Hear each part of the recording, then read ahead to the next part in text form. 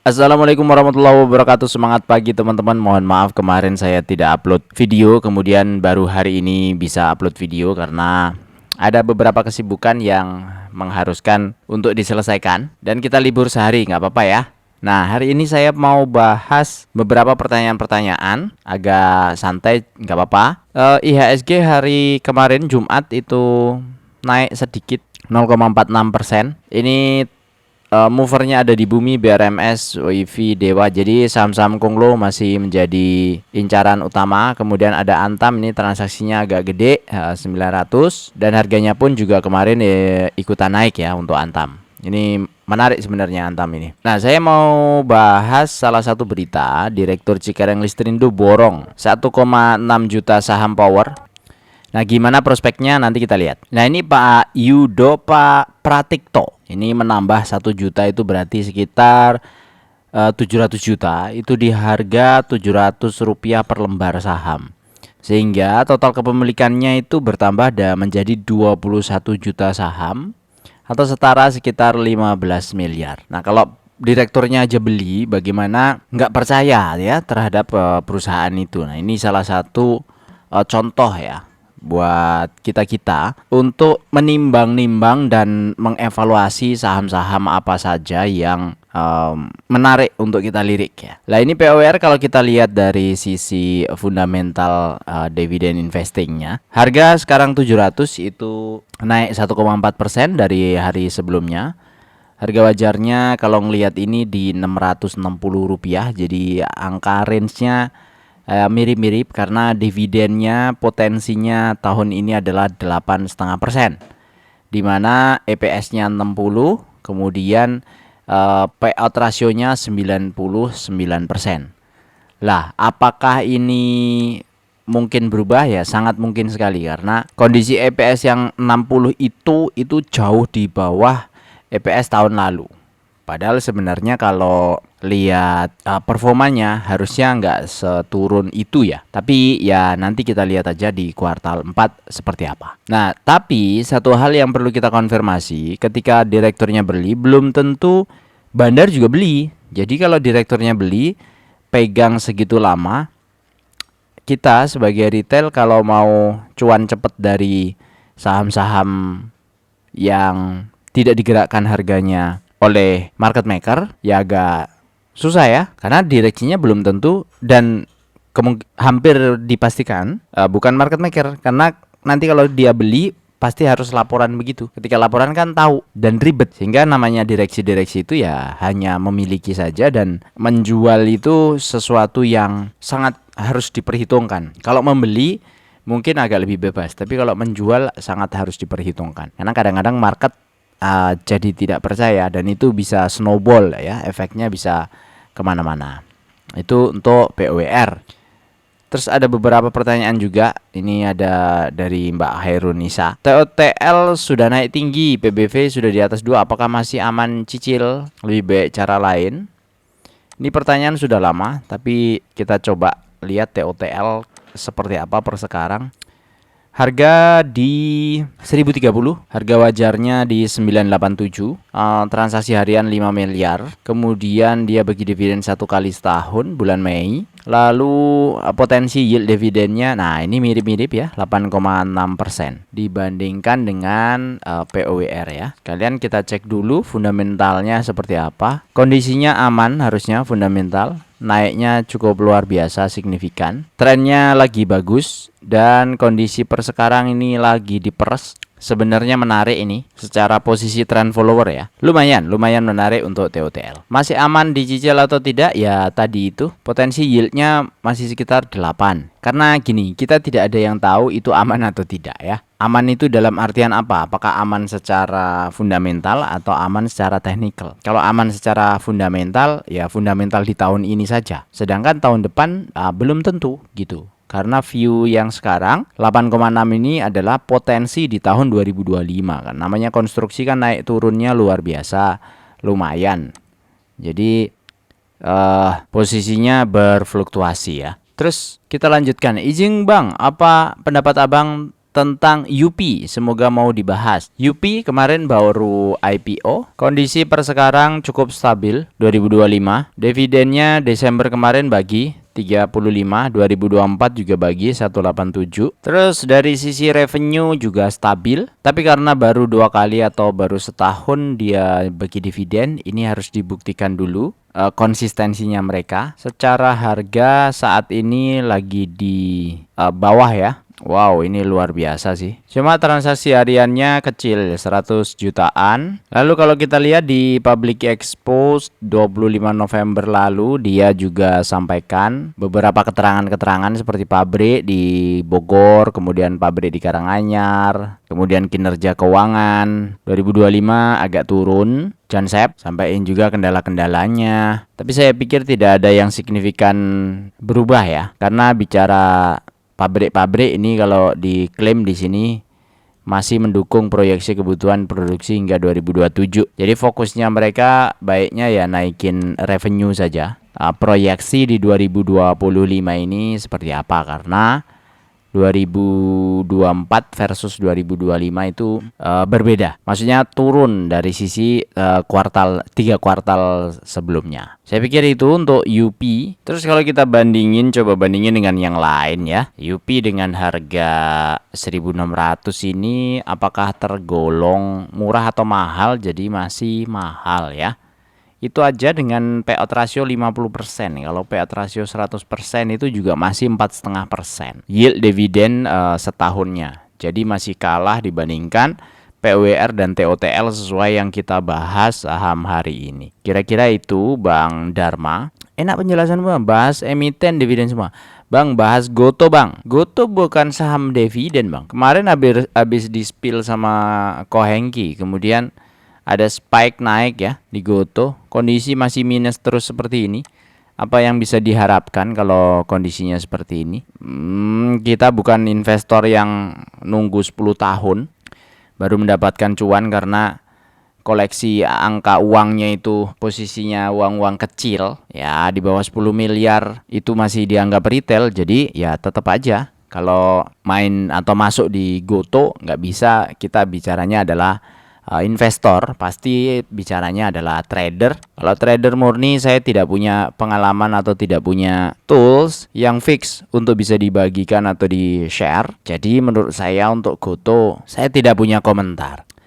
Tapi kemarin habis di spill sama Ko Hengki, dia punya tesis ya, angkanya di 60-an ya, 60 sekian ya. Ya mungkin angka-angka ini karena habis di spill satu hari itu hari Senin kan 8 Desember langsung spike naik lumayan tinggi, habis itu turun lagi. Ya infonya ada yang pegang barang banyak lagi akumulasi katanya kan gitu. Itu kira-kira untuk Goto. Ngitung MOS pakai pendekatan apa Bang? Nggak ada pendekatan-pendekatan. Ini pendekatannya pakai dividen. Jadi jarak antara harga wajar dengan harga saat ini itu adalah MOS-nya. Dimana kalau harga wajar lebih rendah daripada harga saat ini, MOS-nya minus gitu. Nah gitu doang ya. Tapi kalau harga wajar lebih tinggi daripada harga saat ini, itunya plus, MOS-nya plus. Seperti itu. Terus harga wajar dihitung dari mana?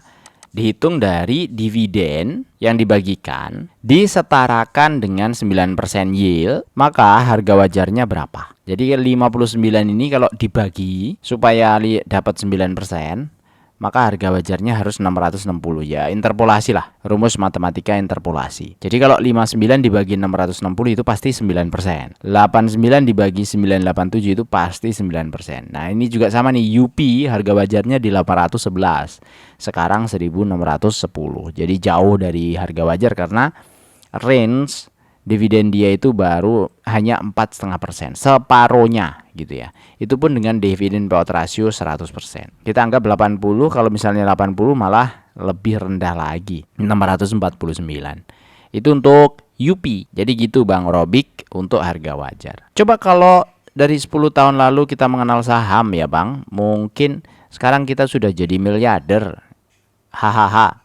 Sekarang umur saya sudah 43. Tetap semangat Bang Arif, salam dari Sumbar. Ya saya kenal saham sudah lama ya Bang Rizky. Dari 2015. Dulu waktu buka rekening saham pertama itu Valburi, saya ingat banget. Terus pernah pakai HOTS ya, Mirai Aset. Nah, pernah nyobain juga Ajaib, baru pindah ke Stockbit. Ada Poem juga, Poem ya, Philip Securities. Itu juga ada satu akun saya di situ, akun coba-coba lah di situ. Dan menurut saya waktu orang itu beda-beda. Jadi kalau sekarang Abang umur 43 dengan kondisi sekarang nggak masalah. Karena kayak Ko Hengki, kayak siapa yang lain yang trader-trader ya, yang sudah buka porto. Kalau saya kan nggak buka porto. Ada rencana sebenarnya untuk bikin satu akun porto, mau saya isi mungkin 100 atau 80 atau berapa juta ya. Nanti akan dibelikan beberapa saham, nanti kita akan lihat beberapa tahun ke depan gitu. Tapi masih saya pikir-pikir kapan yang tepat untuk realisasinya. Ya nanti tunggu aja ya. Semoga bisa terrealisasi, karena takutnya gini, saya malah jadi YouTuber, malah fokusnya itu jadi konten gitu. Karena dari dulu sebenarnya saya kontenin gitu. Ya setup saham, habis itu masih aktif bekerja, habis itu balik lagi setup saham lagi gitu terus kan. Sekarang ada YouTube, jadi ada teman-teman, ada yang nemenin, malah tambah semangat gitu. Request MBAP Bang, gimana pandangannya? Oke sekalian ya, MBAP. MBAP ini masuk di list karena dulu dividennya bagus ya. Sekarang jeblok, performanya jeblok nih. Dividen 2023 itu 309 atau 19% kalau harga sekarang.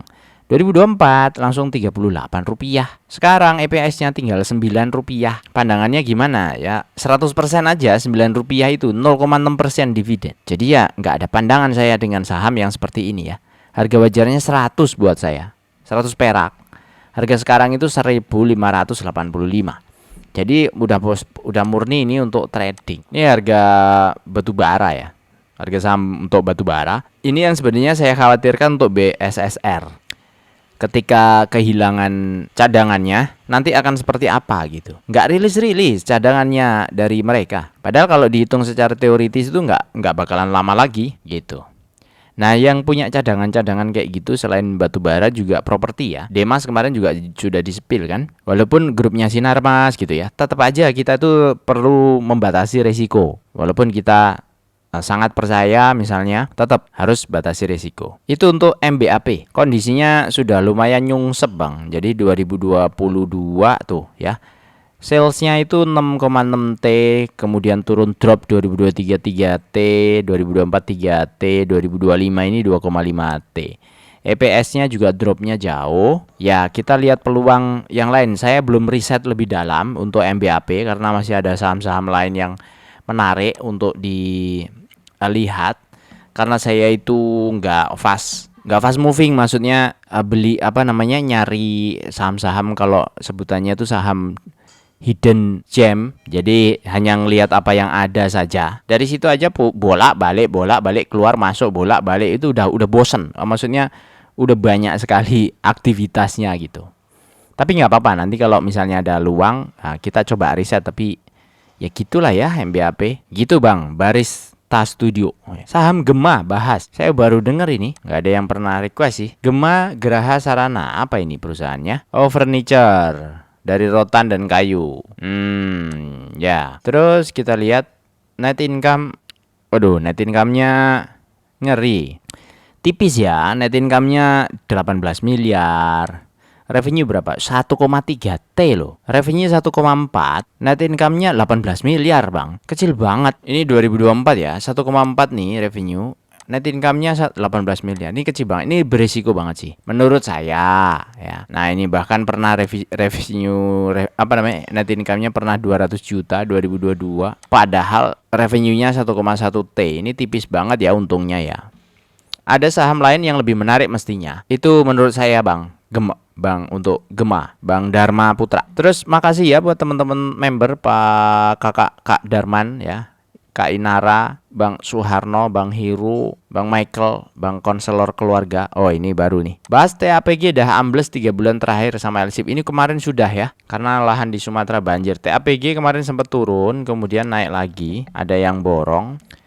Ini di tanggal 12 Desember ya, BB masuk cukup banyak, 13 miliar dibandingkan yang lain-lain yang cuma 1 miliar 800 juta. BB, TP, BK ini masuk lumayan. Yang jualan tidak ada yang dominan karena ada CC, KK, ZP, AK. Itu untuk secara teknikal.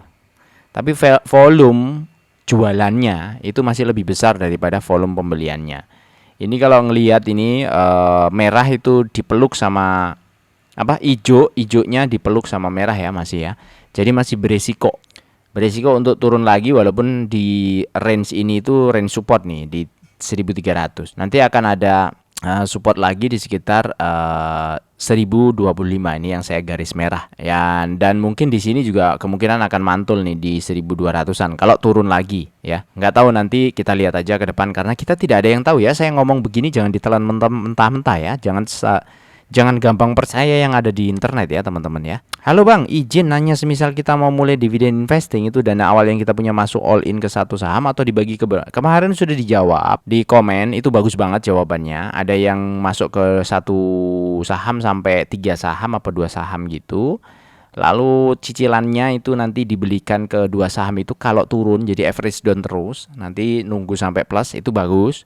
Terus ada juga dari Bang siapa kemarin, itu yang belinya 10, nanti 10%, 10%, 10%, lalu top up-nya dibelikan saham ke yang paling murah. Mana yang paling murah itu dibelikan, atau mana yang secara teknikal atau keluar masuk in out-nya mau bagus ya dibelikan di sana. Itu bagus banget ya. Kak Sami spot ya. Saya kira itu aja untuk hari ini, dan kalau bicara dividen investing kita akan simulasi nih.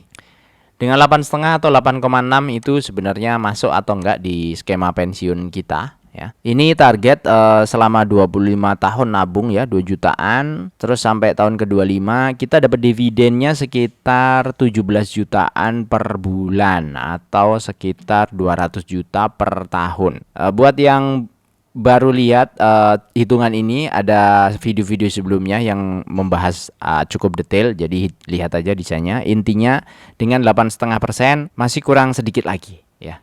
Kan kita target 9% ya.